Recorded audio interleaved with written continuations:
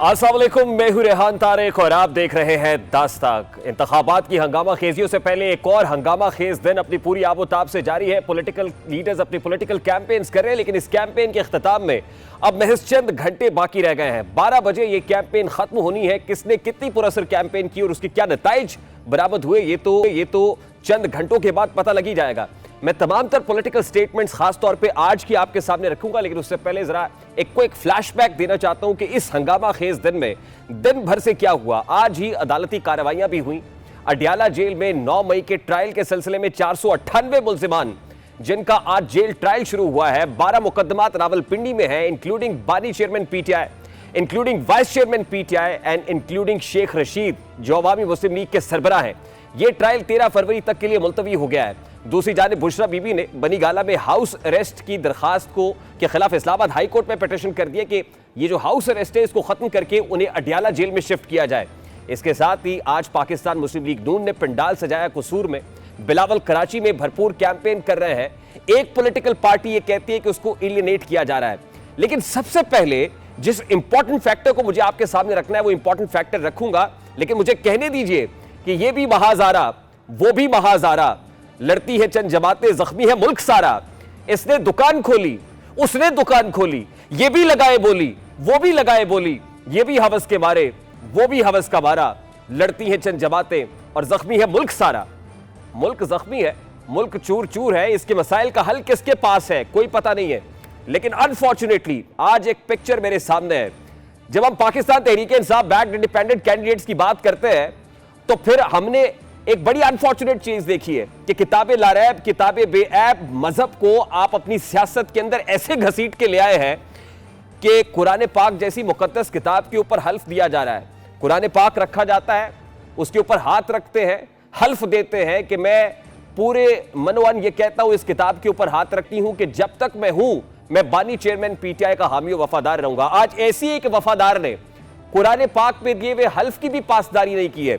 NA 155 है और वहां पर जनाब इफ्फत ताहिरा सुमरो है जिन्होंने आज से चंद रोज पहले कुरान पाक पे हल्फ दिया था और आज जाके जहांगीर तरीन की मैं क्या कहूं कि मेरे होंठ सिल नहीं सकते, खिजा की फसल में गुलफूल खिल नहीं सकते, मैं क्या कहूं कि मेरे होंठ सिल नहीं सकते। मैं अपनी जान से गुजर जाऊंगी लेकिन मैं अपने हल्के के अवाम को धोखा नहीं दूंगी। मैं जब तक हूं मैं बानी चेयरमैन पीटीआई के साथ खड़ी रहूंगी। और आज ये इफ्फत ताहिरा सुमरो है 155 में दस्तबरदार हो गई हैं। जहांगीर तरीन से उनकी रिहाइशगाह पर मुलाकात भी कर ली है। तो फिर मैं क्या करूं। ये जो पीटीआई बैक्ड इंडिपेंडेंट कैंडिडेट्स हैं ये पीटीआई के लिए बहुत बड़ा दर्द सर बनने वाले हैं। इमदाद सुमरो साहब ने मुझे स्टूडियोज में ज्वाइन किया है। इमदाद सुमरो साहब अस्सलाम वालेकुम। बहुत बहुत शुक्रिया आपके वक्त के लिए। सुमरो साहब आपने देखा कि इफ्फत ताहिरा सुमरो कुरान पाक पे हल्फ देकर, वैसे ये तो अभी मैंने नोट किया है इमदाद सुमरो और इफ्फत ताहिरा सुमरो, तो सुमरो साहब ये सुमरो साहिबा ने क्या किया, हाउ वुड यू देखिए रिस्पॉन्ड टू इट? बहुत ही गलत अमल है। हल्फ लेना कुरान पाक पर और सियासत में कुरान पाक को लेकर आना बज़ाते खुद कोई अच्छा अमल नहीं है। इंसान है, मजबूरियाँ होती हैं, मुकर जाते हैं, तो हल्फ नहीं लेना चाहिए था। अगर ले लिया था हल्फ पहले तो उनको कुरान पाक उनके सामने लाना ही नहीं चाहिए था। लेकिन अगर उन्होंने कुरान पाक टिकट के लिए कुरान पाक पर कसम उठा भी ली थी तो फिर उसको उनको निभाना चाहिए था। दोनों तरफ से गलत हुआ है। पहले तो देखें ना इमरान खान साहब कर क्या रहे हैं, वो हर जगह पर कुरान पाक ले आते हैं। अदालत में अगर मुकदमात चल रहे हैं, साइफर का मुकदमा था, आज़म खान की गवाही थी, कहा कि उनको कुरान पाक पर ये हल्फ लेकर फिर बात करें। हालांकि अदालत में एक रूटीन की कार्रवाई होती है, कहा जाता है कि जनाब जो कुछ कहूँगा सच कहूँगा और सच के सिवा कुछ नहीं कहूँगा, लेकिन उसके बावजूद उन्होंने कहा जी कुरान पर हल्फ। उसके बाद फिर रिसेंटली अपना जो था मुकदमा इनका गैर शरई निकाह का, उसमें भी आपने देखा कि हल्फ की बात हुई, कुरान पाक की बात हुई, जो कुरान पाक को के ऊपर ये गवाह बात करेंगे तो मैं बात मानूंगा। तो जज साहब ने कहा कि अगर आपने कुरान पाक पर इनसे कसम ली तो उसके बाद आप जरा का हक खो बैठेंगे, तो उसके बाद वो जरा पीछे हटे। तो ये सियासत में मजहबी टच तो वो देते ही थे। ज़मीरों के चिरागों की ज़ियाएं बेच देते हैं, ये कैसे लोग हैं, जालिम वफाएं बेच देते हैं। मतलब कुरान पाक पे हल्फ लिया। अब जो पीटीआई के सपोर्टर और वोटर्स हैं जिन्होंने पोलिंग बूथ में जाके वोट इसलिए पोल कर रहे हैं कि इसने कुरान पाक पे हल्फ लेके कमिटमेंट दी थी, रिटन स्टेटमेंट हल्फ ओथ जमा कराया था कि हम इमरान खान के साथ खड़े रहेंगे, उसको तो मखमस में डाल दिया आपने। तो इनका फ्यूचर क्या देख रहे हैं ये लोग जो आज कुरान पाक पे हल्फ दे रहे हैं, कह रहे हैं कि हम खड़े रहेंगे, इंडिपेंडेंस है, क्या फ्यूचर देख रहे हैं? This is very symbolic footage sir. देखिए जो कमिटमेंट नहीं निभाते चाहे किसी के साथ भी हो, अगर तो आप किसी क्रिमिनल काम में जाकर कमिटमेंट करें, उससे मुकर जाएं तो और चीज़ है, लेकिन अगर किसी पॉलिटिकल पार्टी के साथ आप हैं, किसी का टिकट लेकर आपने बेवफाई की है, मुकर गए, तो ज़ाहिर है उनका कोई फ्यूचर नहीं होता सियासत में।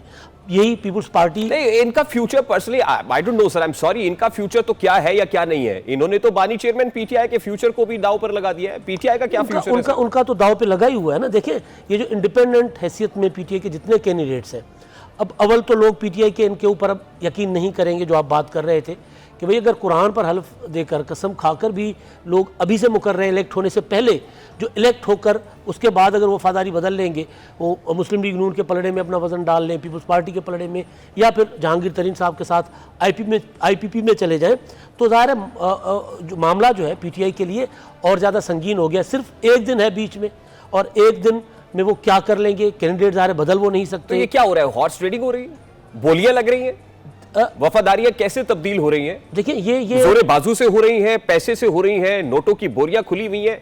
What is happening around इमदाद सुमरो ये साहब? पूरी पॉलिटिकल इंजीनियरिंग हो रही है ना इसके पीछे। अब हम उसको छुपा तो नहीं सकते जो कुछ हो रहा है, क्योंकि पीटीआई से बल्ले का निशान छीन लिया गया या ले लिया गया, बल्कि उनके अपने भी करतूत कुछ इस तरह के थे कि उन्होंने पॉलिटिकल पार्टी के तौर पर एक्ट ही नहीं किया था।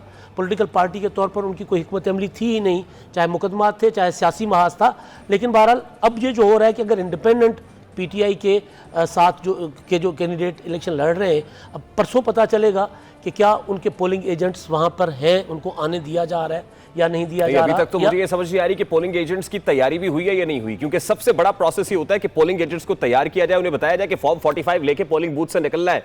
अब फॉर्म 45 समझाया है, नहीं समझाया है, फॉर्म 14 के बारे में पता है या नहीं पता है, तो ये तो अब तैयारी के ऊपर था। अभी मैंने ये देखा है कि कुछ अनाउंसमेंट्स हो रही हैं कि पोलिंग एजेंट्स चाहिए हमें बड़ी तादाद में। मतलब कितनी मुज़क्किर खेज बात है कि at this point in time एक नारा लग रहा है कि हमें पोलिंग एजेंट्स चाहिए, यानी पोलिंग एजेंट्स ही नहीं है। रेहान, बहुत ज़्यादा मुगालते अपना इमरान खान साहब को और उनकी पार्टी को रहे हैं, चाहे वो तहरीक अदम एतमाद हो या उसके बाद की सूरत हाल हो। वो ये समझते हैं कि जी लोग सारा कुछ खुद ब खुद कर लेंगे। अब ये नहीं होता। इलेक्शन एक साइंस है, उसके लिए प्रॉपर तैयारी करनी पड़ती है। आप ज़ेर अताब हैं, आपको पता है कि आपको आसानी के साथ इलेक्शन नहीं लड़ने दिया जा रहा, आपको पता है, आप गिला कर रहे हैं कि आपके पास आपको लेवल प्लेइंग फील्ड नहीं दी जा रही, तो उसमें आपकी अपनी कितनी तैयारी है। सारा कुछ उनका ये था कि जी लोग देखें निकल पड़ेंगे, इनकलाब आ जाएगा, या फिर 8 फरवरी को जो है वो कहा गया कि जी लोग आएँ, सड़कों पर निकलें और सड़कें चौक कर दें, ब्लॉक कर दें, या डबल स्टैंपिंग करके इंतखाबात का जो को डिस्क्रेडिट कर दें। ये सारी चीज़ें की जा रही थी जो नहीं किया जा रहा था। इमदाद सुमरो साहब, very quick comment of yours. ये मजलिस वाहदतुल मुस्लिमीन के सरबराह अल्लामा राजा नासिर अब्बास साहब है, और कभी इम्कानात ये हैं कि ये बात हो रही है कि पीटीआई बैक्ड इंडिपेंडेंट कैंडिडेट्स अगर जीतते हैं, वैसे जो सूरत हाल आज इफ़्फ़त ताहिरा सुमरो साहिबा ने एक ट्रेलर दिखाया है, मुझे कोई अच्छी नहीं लग रही है। वो कहते हैं फिर मजलिस वाहदतुल मुस्लिमीन को ज्वाइन कर सकते हैं। लाइकली आज इस मुलाकात से तो यही लग रहा है। इस स्ट्रैटेजी को कैसे देखते हैं आप? देखिए, मुझे तो ये स्ट्रेटजी और ज़्यादा पीटीआई के लिए ख़तरनाक और भयानक नज़र आ रही है। वजह यह है कि मजलिस वाहदतुल मुस्लिमीन जो है वो एक मसलक की तंजीम है। एक पॉलिटिकल पार्टी तो है, लेकिन एक मसलक को वो रिप्रेजेंट करती है। तहरीक इंसाफ में तमाम अपना मकतब फ़िक्र के लोग हैं, तो ये पीटीआई के लिए बज़ाते खुद जवाज़ होगा पीटीआई के इंडिपेंडेंट कैंडिडेट्स को पीटीआई को छोड़ने का।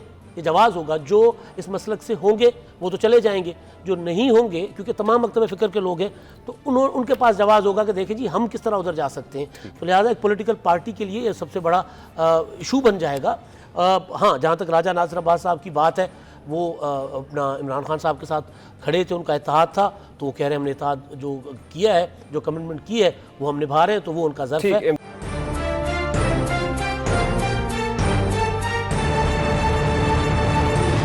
ऑलराइट जी, आज कैंपेन के आखिरी रोज पाकिस्तान मुस्लिम लीग नून ने कसूर में पंडाल सजाया, जहां से मरियम नवाज साहिबा, शहबाज शरीफ साहब और कायद पाकिस्तान मुस्लिम लीग नून नवाज शरीफ ने खिताब किया। सबसे पहले मरियम बीबी क्या कह रही थी, जरा उसकी एक झलक आपके सामने रखते हैं।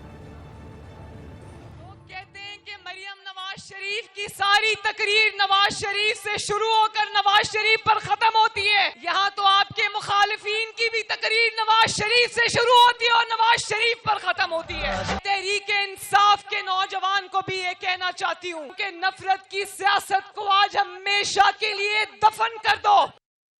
शहबाज साहब यहाँ से इलेक्शन कंटेस्ट कर रहे हैं, तो शहबाज साहब अपने वोटर सपोर्टर को कैसे मोबिलाइज कर रहे थे, जरा वो भी आपको दिखाते हैं। नवाज शरीफ रोशनियां लेके आया, गाली गलौज है, दूसरी तरफ दुआएं हैं, 9 मई का वाकया जिससे मुल्क के खिलाफ एक साजिश हुई, दूसरी तरफ 28 मई वाला नवाज शरीफ यहाँ बैठा है जिसने पाकिस्तान को 28 मई को एक एटमी कुव्वत अल्लाह ताला के फजलो करम से बनाया। अब बात होती है पाकिस्तान मुस्लिम लीग नून के मंशूर की और नून लीग के नैरेटिव की। तो नून लीग का हकीकत में नैरेटिव क्या है, क्योंकि आज कैंपेन का आखिरी रोज है। मियां नवाज शरीफ साहब जो असल में नून लीग का नैरेटिव है, मुल्क को नवाज दो, उनके पास क्या था बयानिया, जरा वो भी आपको दिखाते हैं। ठोकरें लगी हैं, लेकिन ठोकरों से हमने बाहर निकलना है। हमने फिर तरक्की की दौड़ में शामिल होना है। हमने फिर एशियन टाइगर बनना है। 2 दिन के बाद जो सूरज तुलू होने वाला है ना, इंशाल्लाह वो खुशहाली का पैगाम लेके आ रहा है पाकिस्तान के लिए। इस वक्त जावेद इकबाल साहब मेरे साथ स्टूडियोज में मौजूद हैं। जावेद इकबाल साहब, आपने खिताबात सुने कसूर में, ये पंडाल से जाया गया टुवर्ड्स द कैमरे ही आ जाते हैं मेरा ख्याल है। मेरा बड़ा सादा सा सवाल है आपसे। एक तासुर इस वक्त है कि पाकिस्तान मुस्लिम लीग नून जो है वो लाडली है या इस वक्त उनके सर पे दस्ते शफकत है। Is it that easy for PMLN at this point in time? क्योंकि आज तो कैंपेन खत्म हो रही है, आज रात 12 बजे जो जिसने करना था परफॉर्मेंस सबके सामने है। Is it that easy for PMLN at this point in time? देखो, ये लाडली नहीं है, बल्कि जो ज़ुबान ज़द-ए-आम बात है कि ये सुपर लाडली है। क्योंकि जिस तरीके से मियां नवाज शरीफ साहब को एक ओपन फील्ड और खुला मैदान दिया गया है कि खुल के खेलें और कोई अपोजिशन नहीं है। अगर कोई अपोजिशन है तो उसके बाजू भी काट दिए गए हैं, उसके पैर भी काट दिए गए हैं और उसको कहा गया है कि अब आके मुकाबला करो। तो मैं समझता हूँ कि इसके बावजूद, अगर इस लाडलेपन के बावजूद मियां नवाज शरीफ आज भी अपनी तकरीरों में अगर आप देखें तो 2013 और 18 की बात कर रहे हैं कि हमने बिजली लाए, सड़कें लाए, पुल लाए, फलां किया, टमकान किया, सारा कुछ किया। बट मियां साहब से पूछें कि मियां साहब आपने 9 बारियां तो ले ली, अब 10वीं बारी में भी आप हमें सड़कों और पुलों पे लगा रहे हैं। नहीं, मुझे बताइए 10वीं बारी लग रही? 10वीं बारी लग गई है, बल्कि नहीं, आपको इनकी चौथी बार प्राइम मिनिस्टर बनने जा रहे हैं। बिल्कुल, इनकी आप यही तो मैं पूछ रहा हूं, जी बहुत स्मूथ सेलिंग लग रही है जी, बिल्कुल स्मूथ सेलिंग है। इनकी बॉडी लैंग्वेज से नजर आ रहा है और जिस तरह इन्होंने गिन के 4 दिन कैंपेन की है और रिलैक्स होके कभी मरी में फिर रहे हैं, कभी बर्फबारी देख रहे हैं, एंजॉय कर रहे हैं। लाहौर में ना उन्होंने कोई सिंध में कुछ किया है, ना बलोचिस्तान गए, तो इतना स्मूथ और इजी है। अच्छा, मियां साहब प्राइम मिनिस्टर होंगे, सिलेक्टेड मियां साहब प्राइम मिनिस्टर होंगे तो डिप्टी प्राइम मिनिस्टर कौन होगा? डिप्टी प्राइम मिनिस्टर ये जिनको मकसूद होगा वो उसी को बनाएंगे, जिसमें सर फहरिस्त अगर किसी का नाम हुआ तो वो जहांगीर खान तरीन है, जिसके अच्छा। बारे में आपने पहले बात की। Why not Maryam Nawaz? मैं नहीं समझता, क्योंकि ऑलरेडी ये एक पॉलिटिकल कॉर्पोरेट कंपनी है।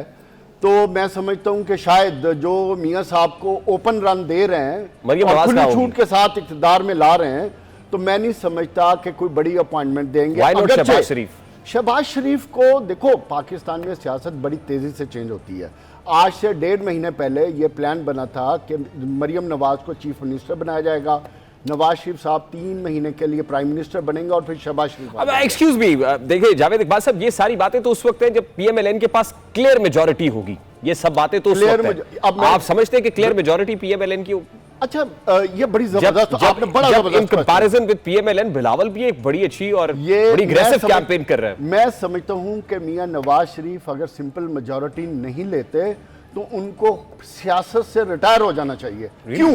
कि जिस तरह उनको सपोर्ट किया जा रहा है जलसों में, तकरीरों में, इनके कैंडिडेट्स को टीवी पे हर जगह, और जिस तरह उनको ओपन फील्ड दौड़ने के लिए दी गई, अगर फिर भी सिंपल मेजॉरिटी नहीं लेते बगैर किसी अपोजिशन के, आप मेरा जो मेजर अपोजिशन, आप मेरा सवाल नहीं समझे, फिर इनको इस्तीफा दे देना। Let me just rephrase my question. मैं ये कहना चाह रहा हूं कि दस्ते शफकत इतना ज्यादा है कि कोई सिंपल मेजॉरिटी देने को भी तैयार है या कंट्रोल्ड गवर्नमेंट होगी? मेरा सवाल ये है। हुकूमत बिल्कुल कंट्रोल्ड होगी। उसकी सिर्फ वजह एक है कि मियां नवाज शरीफ के अंदर का जो सियासतदान है ना, क्योंकि अभी तो वो सियासत नहीं कर रहे, अभी तो लाडलेपन की वो सियासत कर रहे हैं।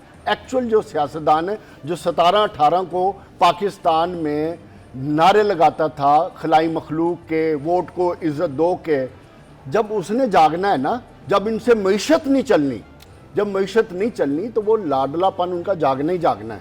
आपको भी पता है, मुझे भी पता है, कौम को भी पता है, सबको पता है कि पाकिस्तान की मईशत की क्या सिचुएशन है।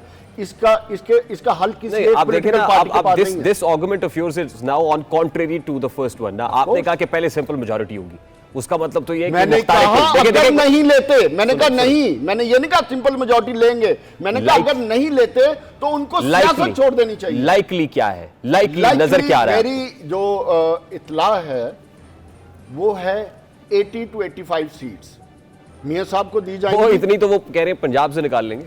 वो कह रहे हैं ना, उनका कहना क्या है। मुझे फैसलाबाद, लाहौर और साउथ पंजाब और उसके सर्वेस मैंने चेक किए। Then who is the toughest contender, particularly in Punjab? Punjab ज्यादा में मुकाबला PTI किसके ही टफ टाइम देगी, जो इंडिपेंडेंट कैंडिडेट। वो पीटीआई जिसके बारे में हमने ब्रेक पर जाने से पहले बताया कि जिसके इंडिपेंडेंट कैंडिडेट्स कुरान पाक पे हल्फ देके मुकर जाते हैं। मजबूर किया गया ना, उनको फोर्स किया गया है। ओ भाई, मैं समझता कुरान हूं, पाक एक पे वो सेकंड, कहते हैं हमें ये- सूली लगे, ये- वो कहते हैं ये हमें सजा दे दे, हम नहीं खड़े। देखो, ये इंसानी हकूक की तौहीन है, आइन की तौहीन है, जमहूरियत की तौहीन है कि आप एक पॉलिटिकल एक्टिविस्ट को इतना मजबूर कर दो कि उसको अपनी लॉयल्टी पे खड़ा होने के लिए हलफ देना पड़े। इससे बड़ा तो जब आइन की तौहीन क्या हो जब सकती है? आपने आज अगर खामोश बैठे हैं तो कसू मोटो देना चाहिए उनको। देखिए, यहाँ बात आवाज के शोर में नहीं, दलाइल के जोर में होगी। दलाइल I का want- बात I होती want है, you- कौन नहीं, हलफ देता? let मजबूरी me- में देते हैं ना। let me just finish ना, मुझे सवाल तो करने देना। हाँ, let me just phrase the question। सवाल सुन ले मेरा। सवाल मेरा ये है कि जब आपने कुरान पाक पे, मुकद्दस किताब पे, किताब लारैब, किताब बेऐब के ऊपर हल्फ दे दिया है, फिर तो आप कट मरे। खुदा का वास्ता है, आप पे जितना मर्जी प्रेशर आ जाए, आपको मौत कबूल कर लें, लेकिन ये ना करे जो आप कर रहे हैं। तो इस कौम का करैक्टर भी यही है ना। इस कौम के करैक्टर तो को these जब are all आप correct- बनने नहीं देंगे। These are all characterless अब मेरे people। जवाब पे तो सुने ना, जब आप इस कौम के करैक्टर को बनने नहीं देंगे, उनकी लॉयल्टी को ताकत के जोर पर तब्दील करते रहेंगे, तो फिर ये कुछ होगा। तो फिर ऐसे बेहुदा कैरेक्टर्स को कहिए कि कुरान पाक को ना लेके आए सियासत के अंदर। इन मैं बेहुदा समझता हूं कैरेक्टर्स को ऐसे कहिए कि ना बेहुदा लेके आए। किरदारों को बिल्कुल इस सियासत का हिस्सेदार नहीं होना चाहिए, जो मजबूर करते हैं, जो मजबूर करते हैं। तो फिर क्या फ्यूचर है सर इसका? तो फिर fair and What is free going to be the election future of PTI then, fair sir? And free election कराएं, जो कॉन्स्टिट्यूशन अवाम को राइट देता है। आज ये इलेक्शन अवाम और उन पसंदीदा लोगों के दरमियान है। ये दरमियान में जो कैंडिडेट्स है ना, उनका तो इलेक्शन ही नहीं है ये। मैं ये कह रहा हूं, यहां पे तो उनको पोलिंग एजेंट्स नहीं मिल रहा है। क्यों नहीं मिल रहे? क्या आप ये लोग सोचें, घरों से क्यों? निकलेंगे, पोलिंग एजेंट्स होंगे, ट्रेनिंग होगी, एक्सरसाइज होगी। क्योंकि लोगों को इलेक्शन उठाया ऐसे जा तो रहा नहीं है, लड़े जाते लोगों ना। को उठाया जा रहा है, उनके खिलाफ FIR दर्ज हो रही है। तो इसका मतलब है लोग घरों से ना मिल रही निकले। है। आई एम सॉरी, जो नैरेटिव आप यहां बैठ के नेशनल टीवी पे बना रहे हैं, इससे आप बहुत सारे वोटर मैं सपोर्ट। हकीकत बता सुने रहा मेरी हूं, बात, narrative नहीं बना रहा। Let me finish. आप उनकी सपोर्ट बेस को डिस्करेज कर रहे मैं हैं, support आप उनके base को वोटर discourage सपोर्टर नहीं को कर रहा। डिस्करेज कर रहे हैं। नहीं। आप एक ऐसी सनसनी फैला रहे हैं, नहीं, इस वक्त एक सनसनी ऐसा नहीं है। डर का और घुटन ज़दा Yes, माहौल पैदा अगर कर रहे हैं आपको कि इस लोग चीज- घरों से ना निकले। देखो, देखिए अगर हमारे की तरह इस वक्त आपको जिस भी ये सेट पे चीजें नजर नहीं आ रही, तो इसका मेरे पास तो कोई इलाज जावेद नहीं है। इकबाल साहब। हकीकत ये है कि अवाम को मेरे से और आपसे ज्यादा शऊर है। उनको पता है कि उन्होंने किसको तो वोट चलिए फिर डालना ब्रेक है। ले लेते हैं। आपसे, सबको पता उनको। मुझसे और आपसे ज्यादा शऊर है, ब्रेक ले लेते हैं, शऊर वालों पे छोड़ते हैं। जिस सेट पे मैं बैठा हुआ हूं, इसके ऊपर बहुत बड़ा करके लिखा हुआ वोट दो। और मैं आपसे फिर ये कहूंगा, अटमोस्ट जो रिक्वेस्ट है और डिजायर भी हमारी यही है, बस्ता गुजारिश करूंगा कि घर में मत बैठिएगा। अगर हाथों से उम्मीदों का शीशा छूट जाता है तो पल भर में ही ख्वाबों से भी पीछा छूट जाता है। अगर हम लोग जो कुछ देर लड़ना भूल जाते हैं, सियासी सूरमाओं का पसीना छूट जाता है। तो कम से कम पसीने जरूर छूटने चाहिए उन लोगों के जो मैनिपुलेशन करते हैं या करने का इरादा किए बैठे हैं। इंतखाबी मैदान में हमारे कौमी सियासतदानों की कैंपेन देखकर महसूस होता है कि अब से चंद रोज के बाद जो बाइडन हमसे कर्जा लेने के लिए आएगा, यानी अमेरिका पाकिस्तान से कर्ज का मुतालबा कर रहा होगा।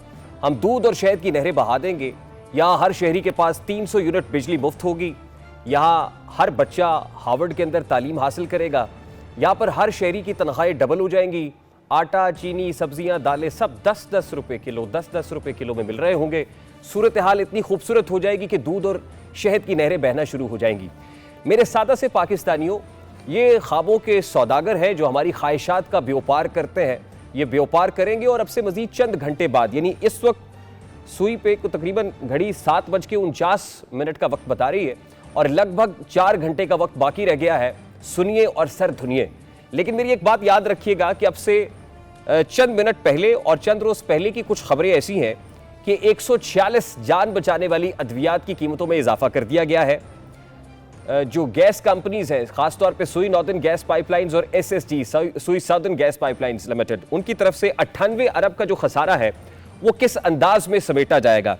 8.57% SSGPL लेगी और 35.13% कंज्यूमर से SNGPL समेटेगी, सुई नॉर्दर्न गैस पाइपलाइन लिमिटेड। और मैं आपको यह भी बता दूं कि वापडा के आला अफसरान यानी हाईएप्स की तनख्वाहों के अंदर बेतहाशा इजाफा भी कर दिया गया है। ये वो सूरत हाल है जो इस वक्त के ज़मीनी हकायक है। एक तो ये है, और अब से चंद रोज़ के बाद जो दास्तान रकम होनी है, उसके बाद आपको कहना पड़ेगा कि किताब सादा रहेगी कब तक। कभी तो आगाज़ बाब होगा। जिन्होंने बस्ती उजाड़ डाली, कभी तो उनका हिसाब होगा। और शहर की खुशियां बनाने वालों, शहर के तेवर बता रहे हैं, अभी तो इतनी घुटन बढ़ेगी कि सांस लेना महाल होगा।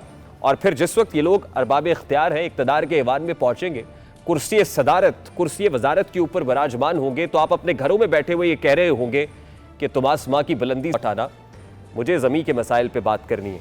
मेरे प्रोग्राम का वक्त अपने इख्तिताम को पहुंचा है। आपसे मुलाकात होगी इंशाअल्लाह फिर। अपना रखिए ख्याल। अल्लाह हाफ़िज़।